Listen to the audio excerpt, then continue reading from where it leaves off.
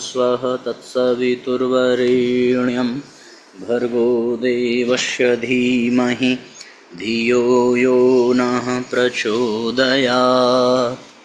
ॐ योगपूर्णं तपोनिष्ठं वेदमूर्तिं यशस्विनं गौरवर्णं गुरुश्रेष्ठं भगवत्या सुशोभितं कारुण्यामृतं सागरं शिष्यभक्तादिसेवितं श्रीरामं सद्गुरुं ध्यायेत् तमाचार्यवरं प्रभुम्।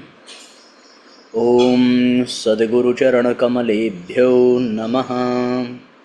वन्दे भगवतीं देवीं श्रीरामं च जगद्गुरुं पादपद्मे तयोः श्रित्वा प्रणमामि मुहुर्मुहुः।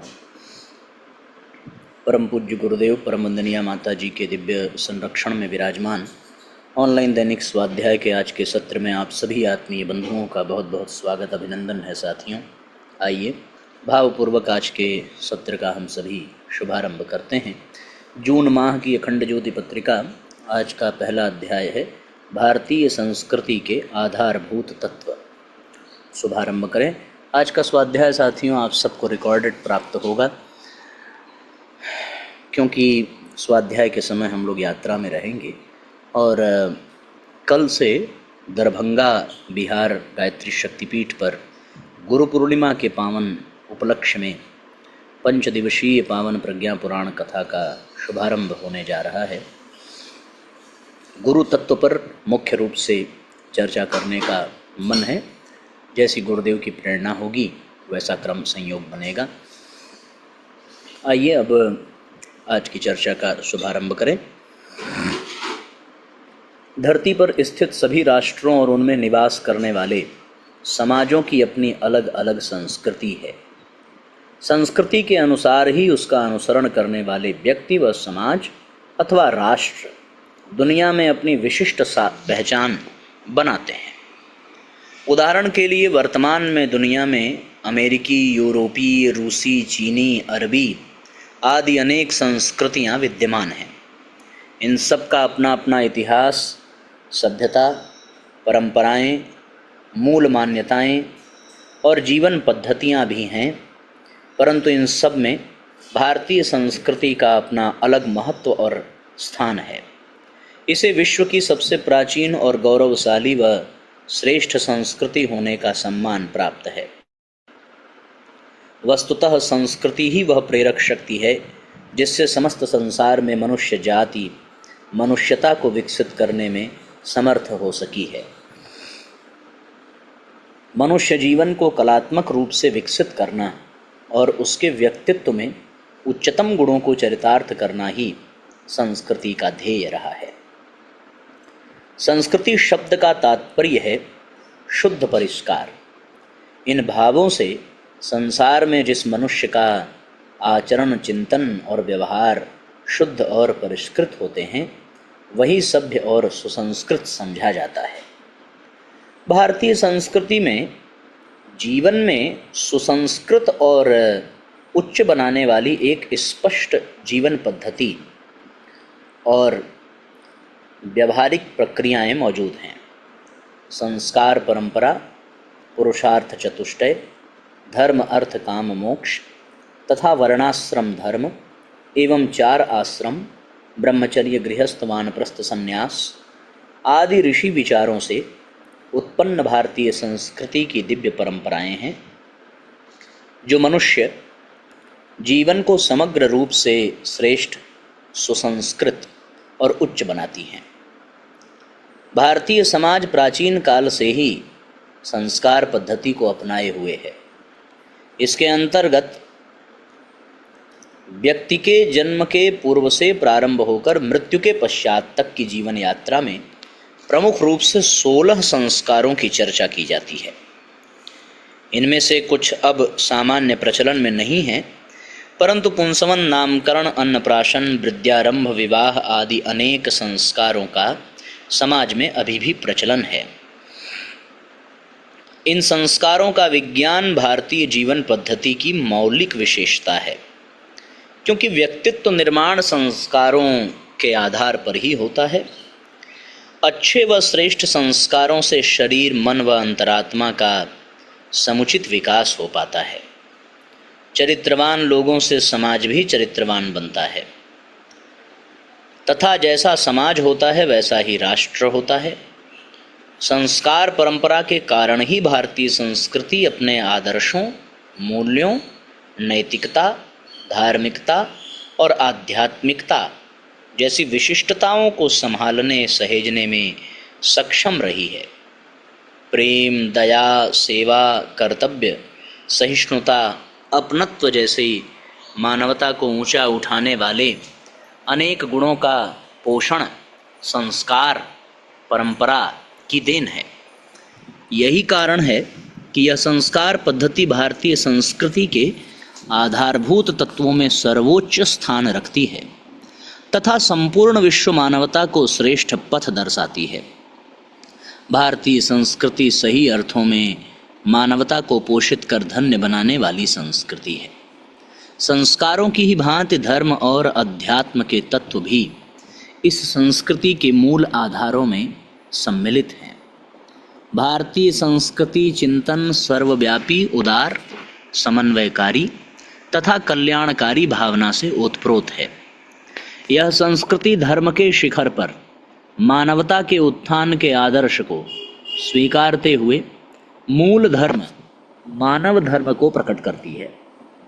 मानव मात्र के कल्याण और उत्कर्ष की प्रार्थना एवं शुभेच्छा हमारी विविध धार्मिक गतिविधियों, उपासना पूजा पद्धतियों, कर्मकांड से लेकर प्रतीकों, परंपराओं आदि में सर्वत्र विद्यमान है। अन्य संस्कृतियों की तरह भारतीय संस्कृति भी मनुष्य के लौकिक जीवन हेतु कल्याणकारी विचारों की पक्षधर रही है, परंतु इन विचारों की नींव आध्यात्मिक आधारशिला पर रखी गई है। यह उद्घोष करती है कि सभी मनुष्यों का सबसे बड़ा धर्म है उनकी कर्तव्य परायणता। इसका तात्पर्य है स्वकर्तव्यों का पालन। स्वधर्म का मार्ग ही व्यक्ति को उसके सर्वोच्च जीवन लक्ष्य की प्राप्ति कराने में परम साधन व सहायक बनता है।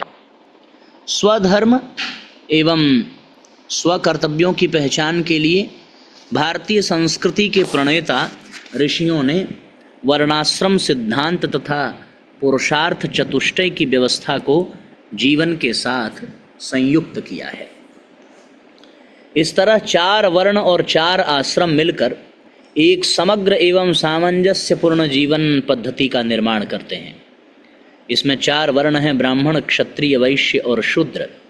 ऋषियों द्वारा इन 4 वर्णों का विभाजन व्यक्ति के गुण, कर्म, स्वभाव आदि के आधार पर किया गया है, न कि जन्म से प्राप्त जाति के आधार पर। उदाहरण के तौर पर जिस व्यक्ति में ज्ञान, बुद्धि, विचार तत्व अधिक हों तथा वह दूसरों का मार्गदर्शन करने में समर्थ हो, ऐसी विशेषता वाला मनुष्य ब्राह्मण वर्ग में आता है। ब्राह्मण का कर्तव्य है लोक सेवा और सदाचरण की शिक्षा देना। क्षत्रिय वर्ग में वे लोग आते हैं जिनमें शारीरिक पुरुषार्थ व परिश्रम, शक्ति तथा अन्यों की सुरक्षा, संरक्षण देने की शक्ति सामर्थ्य होती है। वैश्य वर्ग में कृषि, व्यवसाय, उद्यम आदि से संपूर्ण समाज के भरण पोषण की व्यवस्था के कार्य करने वाले लोग सम्मिलित माने जाते हैं। इन तीनों वर्णों की सहायता सहयोग करने वाले वर्ण को इतर रखा गया है। इन 4 वर्णों में प्रत्येक व्यक्ति अपने व्यक्तिगत एवं जीवन की विशेषताओं व स्वभाव के अनुरूप ही किसी एक वर्ण विशेष का प्रतिनिधित्व करता है। वर्ण के अनुसार ही मनुष्य को कर्तव्य करने का विधान है।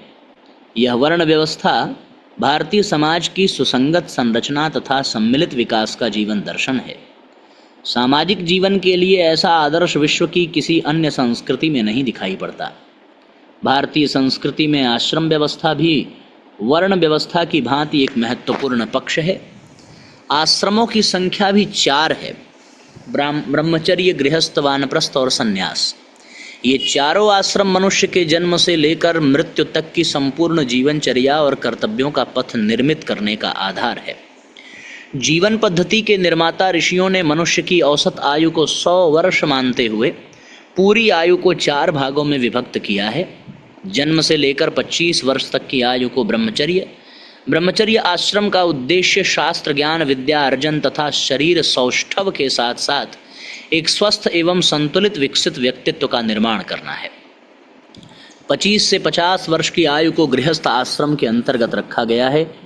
इसके लिए विवाह करना, धन साधन संपदा अर्जन करना तथा अपने कुलवंश को आगे बढ़ाते हुए एक अच्छे नागरिक के रूप में समाज एवं राष्ट्र की प्रगति में अपना योगदान करने का दायित्व निर्धारित किया गया है। तृतीय आश्रम वानप्रस्थ है। यह 50 से 75 वर्ष की आयु वर्ग के लिए कहा गया है। मनुष्य जीवन का आधा सफर पूर्ण होने पर वानप्रस्थ में प्रवेश होता है। इसमें मनुष्य पूर्ण रूपेण समाज सेवा एवं लोक मंगल के कार्यों में प्रवृत्त हो जाता है। नई पीढ़ी का अपने ज्ञान एवं अनुभवों से पथ प्रदर्शन करना इस आश्रम का मुख्य ध्येय है। चतुर्थ आश्रम संन्यास है। इसकी आयु 75 से 100 वर्ष कही गई है।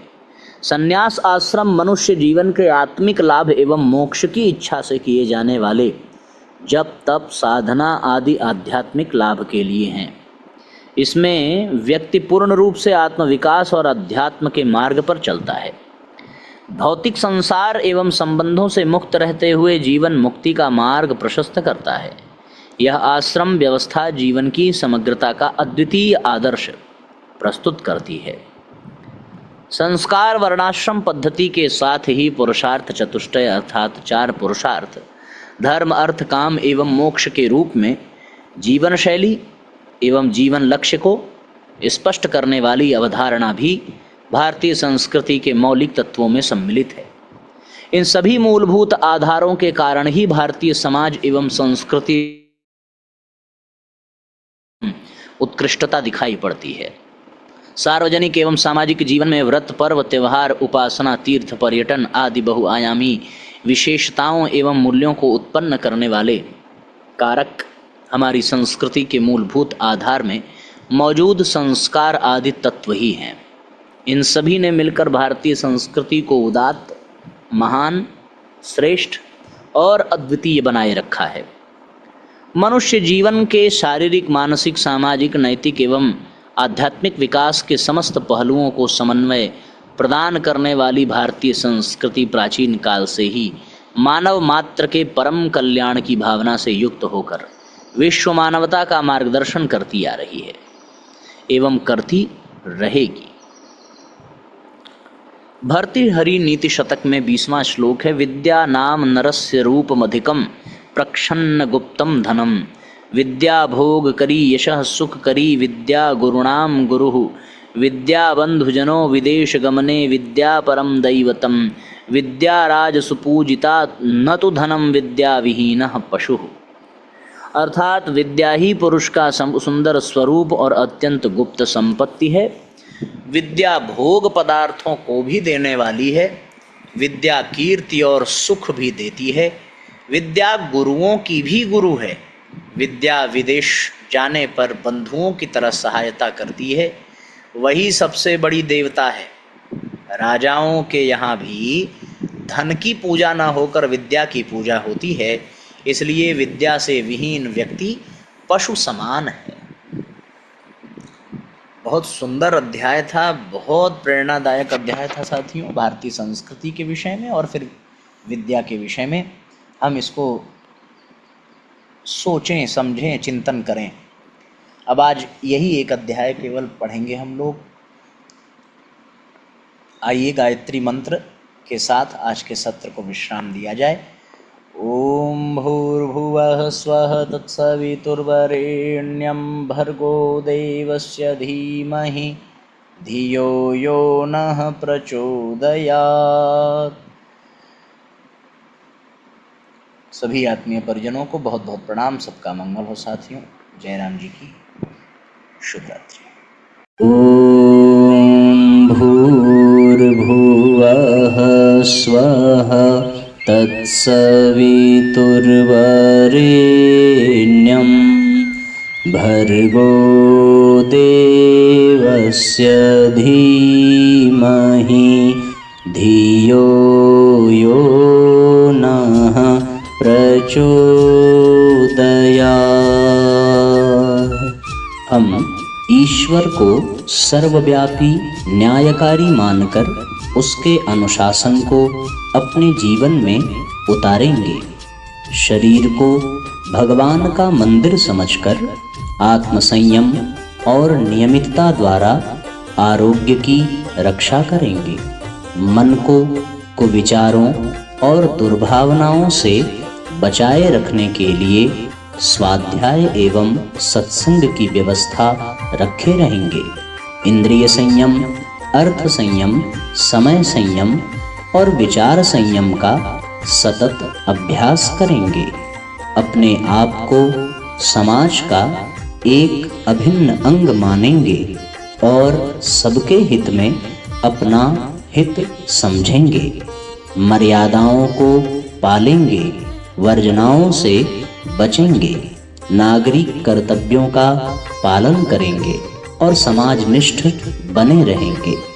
समझदारी, ईमानदारी, जिम्मेदारी और बहादुरी को जीवन का एक अविच्छिन्न अंग मानेंगे। चारों ओर मधुरता, स्वच्छता, सादगी एवं सज्जनता का वातावरण उत्पन्न करेंगे। अनीति से प्राप्त सफलता की अपेक्षा नीति पर चलते हुए असफलता को शिरोधार्य करेंगे। मनुष्य के मूल्यांकन की कसौटी उसकी सफलताओं, योग्यताओं एवं विभूतियों को नहीं, उसके सद्विचारों और सत्कर्मों को मानेंगे। दूसरों के साथ वह व्यवहार नहीं करेंगे जो हमें अपने लिए पसंद नहीं। नर नारी परस्पर पवित्र दृष्टि रखेंगे। संसार में सत्प्रवृत्तियों के पूर्ण प्रसार के लिए अपने समय, प्रभाव, ज्ञान, पुरुषार्थ एवं धन का एक अंश नियमित रूप से लगाते रहेंगे। परंपराओं की तुलना में विवेक को महत्व देंगे। सज्जनों को संगठित करने, अनीति से लोहा लेने और नवसृजन की गतिविधियों में पूरी रुचि लेंगे। राष्ट्रीय एकता एवं समता के प्रति निष्ठावान रहेंगे। जाति, लिंग, भाषा, प्रांत, संप्रदाय आदि के कारण परस्पर कोई भेदभाव न बरतेंगे। मनुष्य अपने भाग्य का निर्माता आप है। इस विश्वास के आधार पर हमारी मान्यता है कि हम उत्कृष्ट बनेंगे और दूसरों को श्रेष्ठ बनाएंगे तो युग अवश्य बदलेगा। हम बदलेंगे, युग बदलेगा। हम सुधरेंगे, युग सुधरेगा। इस तथ्य पर हमारा परिपूर्ण विश्वास है।